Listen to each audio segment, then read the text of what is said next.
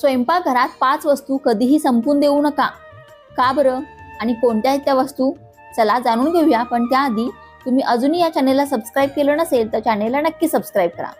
सगळ्यात पहिली वस्तू आहे ते म्हणजे मीठ. मिठाला 14वं रत्न म्हटलं जातं. मीठ नसेल तर आपलं जेवणच नाही तर जीवनही अळणे असतं.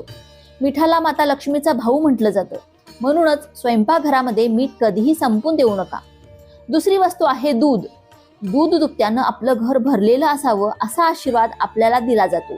दूध सुद्धा तितकंच आवश्यक आहे आणि दूध संपणं सुद्धा घरामध्ये चांगलं मानलं जात नाही. म्हणून दूध सुद्धा घरात नेहमी असावं. त्यानंतरची तिसरी गोष्ट आहे हळद. हळद ही औषधी असते हे तर आपल्या सर्वांना माहितीच आहे आणि म्हणूनच घरामध्ये हळद कधीही संपून देऊ नका. त्यानंतरची चौथी गोष्ट आहे तेल. तेल सुद्धा घरामध्ये नेहमी असावं. आणि 5वी गोष्ट आहे पीठ. घरामध्ये या 5 वस्तू कायम असाव्यात.